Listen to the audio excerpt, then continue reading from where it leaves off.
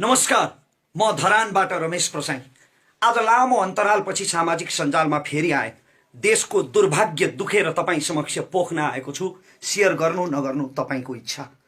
गणतन्त्र नेपालको पहिलो निर्वाचित संसद विभत्सतापूर्वक आर्यघाटमा पुग्ने अवस्था सृजना भयो। दुई कामरेडहरूको अहंकार जुदाईको कारणले त्यसको मूल्य सारा देशले चुकाउनु पर्ने अवस्था आएको छ।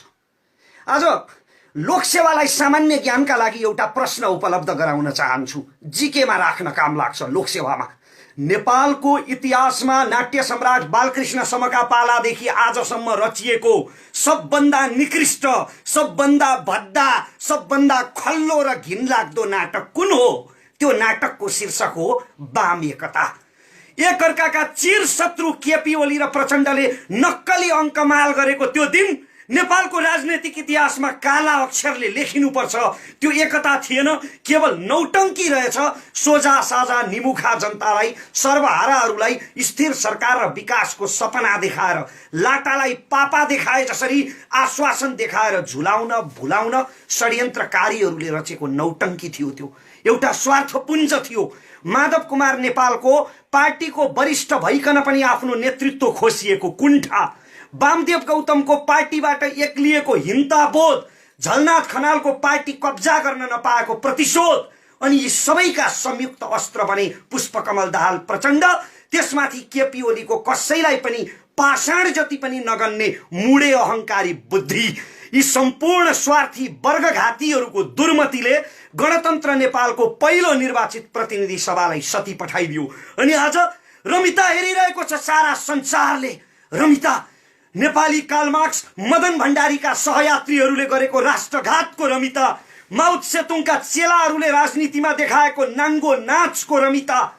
आज सामाजिक सञ्जाल हेरे, एक थरी मान्छेहरू भन्छन् ओलीले ठिक गरे, जे गरे ठिक गरे, यो संसद भङ्ग हुनै पर्थ्यो। विकास माइतीघर मण्डलाबाट देखिँदैन।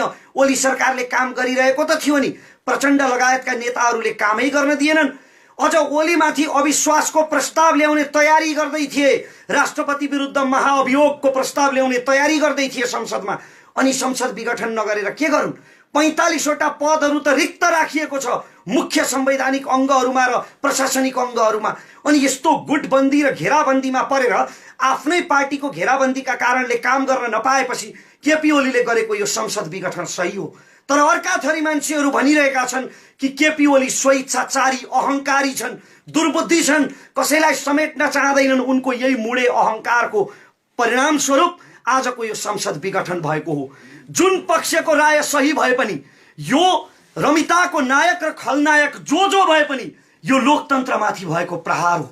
यो लाजलाई पनि लाज लाग्नुपर्ने विषय हो। नेपालको वामपन्थी आन्दोलनको लगभग चोला उठ्यो। अब अर्धमृत अवस्थामा पुग्यो नेपाली वामपन्थी आन्दोलन।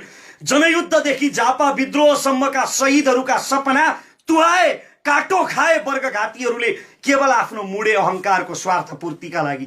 सर्वोच्च अदालत एउटा अन्तिम विकल्प हुन सक्थ्यो यो निर्णय रोक्ने, यो लोकतन्त्र विरोधी निर्णयलाई उल्ट्याउने।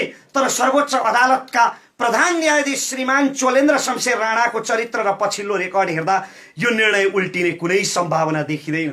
आज मलाई मदन भण्डारी कमरेडको एउटा आदर्श वाक्य याद आइरहेको छ।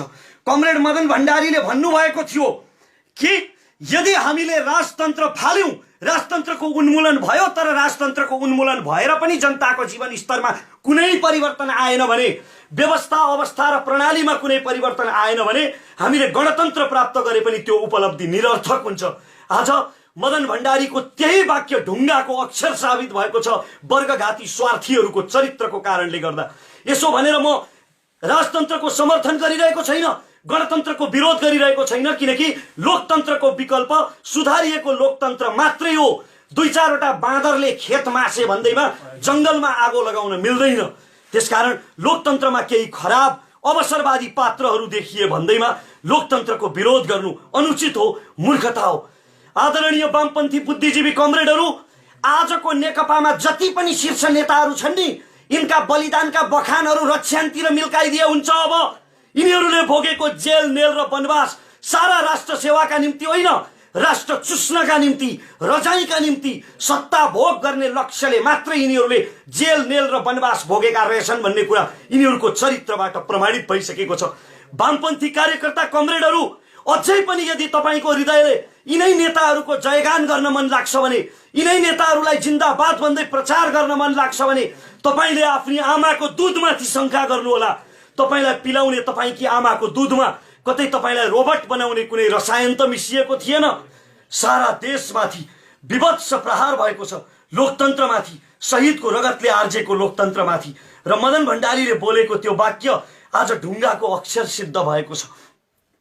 मेरो महामहिम प्रधानमन्त्री कमरेड, तपाईको एउटा जब्बरे झापाली झोकमा गरेको निर्णयको कारणले, एउटा यो कुकृत्यको कारणले अब पूर्व दरबारीहरू, दरबारको रासो बासोमा हुर्केका लोकतन्त्र विरोधीहरूले फेरि लोकतन्त्रमाथि प्रश्न उठाउने अवसर पाउने भए। सिङ्गो व्यवस्थामाथि प्रश्न उठ्ने भयो। केन्द्रदेखि प्रदेशसम्म, प्रदेशदेखि स्थानीय तह, गाउँ, टोलसम्म तपाईहरूले सबै 60-40 मा विभाजन गर्नुभएको छ। अब सारा शासन व्यवस्थामाथि छिद्र छिद्र पर्ने भए। चुनावको 10औं अर्बको झमेला, तपाईहरूको मुडे अहंकार जुदाईको यो मूल्य साधारण सर्वहारा जनताले किन चुकाउने? महामहिम प्रधानमन्त्री कमरेड, तपाईलाई कसम, सुखानीका शहीदहरूको कसम, भोलि आफूलाई इलाम लगेर मारिँदैछ भन्ने थाहा पाउँदै पनि आज कारागारमा साथीहरूलाई राखेर पार्टी संगठनको बारेमा ब्रिफिङ गर्ने कमरेड नेत्र घिमिरेको कसम, तपाईलाई कसम, रामनाथ दाहाल, वीरेन्द्र राजवंशी, कृष्ण कुइकेल र नारायण श्रेष्ठ जस्ता योद्धाहरूको तपाईको प्रचुर राष्ट्रभक्तिलाई प्रमाणित गर्नुहोस्। यति बेला प्रचण्डसँगको शत्रुता भन्दा देश र लोकतन्त्रको हित ठूलो हो। त्यसकारण महामहिम कमरेड, फिर्ता लिनुहोस् यो संसद विघटन।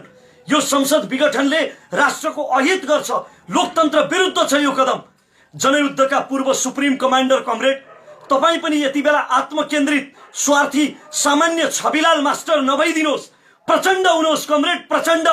तपाईको निम्ति, तपाईको एक आदेशमा, एक इशारामा आमाको काखबाट उछिटिएर छातीमा गोली थापेर यमराजको हातमा पुगेका ती आत्माहरूको अलिकति त इज्जत गर्नुहोस्। मदन भण्डारी र पुष्पलाल जस्ता कम्युनिस्ट नेताहरूको अलिकति त स्मरण गर्नुहोस्। यति बेला केपी ओलीलाई ढाल्नुभन्दा लोकतन्त्रलाई, गणतन्त्रलाई सम्हाल्नु ठूलो हो। राष्ट्र र गणतन्त्रको हित ठूलो हो। र यति जनताले विरोध गरिरहँदा, यति विघ्न प्रश्न जनताले उठाइरहँदा, यति विघ्न शुभेच्छा राखिरहँदा पनि मैमत्ता भएर यी नेताहरू मध्यावधिमा गए भने, संसद विघटनको यो लोकतन्त्र विरोधी निर्णय सकिएन भने नेपालको इतिहासले केपी ओली, प्रचण्ड, वामदेव गौतम, झलनाथ खनाल र माधव नेपाललाई नेपालको राजनैतिक इतिहासले कहिल्यै क्षमा गर्नु हुँदैन। धिक्कार्नुपर्छ यिनीहरूलाई, त्यसरी नै जसरी कम्बोडियाको इतिहासले खमेरुजलाई धिक्कार्छ। र नेपाली जनतासँग एउटा अवसर छ। उहिले राजतन्त्रको प्राचीन कालमा राजाले एउटा शपथ लिनु पर्थ्यो रे, यदि तपाईहरूमाथि, जनताहरूमाथि मैले ज्यादती गरेँ भने मलाई ईश्वरले मृत्युदण्ड प्रदान गरोस्। आज त लोकतन्त्रमा ईश्वर भनेकै जनता हो, जनता जनार्दन हो। त्यसकारण हामीसँग अवसर छ कि यी मैमत्ता भएर यदि मध्यावधि चुनावमा गए भने त्यो मध्यावधि चुनावमा हामीले यी शीर्षस्थ नेताहरूलाई दण्ड दिनुपर्छ। चुनावको माध्यमबाट, भोटको मतको माध्यमबाट, ब्यालेटको माध्यमबाट यिनीहरूलाई, यिनको राजनीतिक भविष्यलाई अन्तिम श्रद्धाञ्जली दिनुपर्छ ताकि एउटा नजिर बस्न सकोस्। र यदि त्यस्तो भएन भने, यदि जनताले त्यो मध्यावधि चुनावमा पनि यिनलाई दण्डित गरेनौं भने, तपाईँ हामीले यिनको राजनीतिक भविष्यलाई श्रद्धाञ्जलीसम्म पुर्याएनौं भने एउटै कुरा प्रमाणित हुनेछ। फेरि पनि केपी ओली, प्रचण्डले चितवन, सिराहा, झापा, काठमाडौँ वा कुनै पनि स्थानमा यी आजका नेकपाका शीर्ष नेताहरूले चुनाव जिते भने एउटै कुरा प्रमाणित हुनेछ कि नेपाल भन्ने देशको भाग्यमा परिवर्तन लेखिएको रहेनछ। र नेपाली जनताको चेतना, तपाईँ र म जस्ता नेपाली जनताको चेतना वन्यजन्तु पनि, तपाईँ र म जस्ता नेपाली जनताको चेतना वन्यजन्तु जति पनि रहेनछ। किनकि वन्यजन्तु पनि एक स्थानमा अथवा एक जीवबाट खतरा देखेपछि त्यसको वरिपरि फेरि फर्केर जाँदैन। इतिश्री। आदरणीय दर्शकबिन, र यो भिडियो हामीले यसरी खिचिरहँदा, रमेशजीको भिडियो खिचिरहँदा, वन्यजन्तुको कुरा गरिरहँदा पछाडि केही कुकुरहरूको आवाज पनि आइरहेको छ। हामी असाध्यै मध्यराति छौँ र विभिन्न किसिमका मिडियाहरूमा विभिन्न किसिमका समाचारहरू आउँछन् र जसले हामीलाई उत्तेजित बनाउन सक्छ। हामी संयम भएर बिल्कुल आफ्नो निम्ति सोच्ने बेला आएको छ, यति बेला देशको निम्ति पनि सोच्ने बेला आएको छ। तर हामीले एउटा कुरा जीवनजी, एउटा कुरा मैले अघि भन्न छुटाएँ, यति बेला अब फेरि अर्को जनआन्दोलनको नाटक रचिन सक्छ।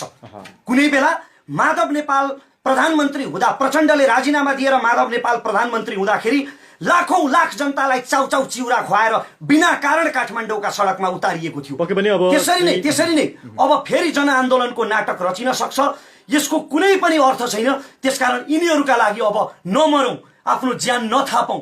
म सबैलाई संयम हुन अनुरोध पक्कै पनि सडकमा जाँदा निकै नै सोचेर जाउँ र राष्ट्रको निम्ति अलिकति आफ्नो तर्फबाट के गर्न सकिन्छ त्यो सोच्ने समय चाहिँ रमेशजीले पक्कै पनि यति बेला आएको छ, भन्नुभएको छ। सबैले स्वविवेकले काम गरौँ ताकि उत्तेजनामा कसैको ज्यान नजाओस्।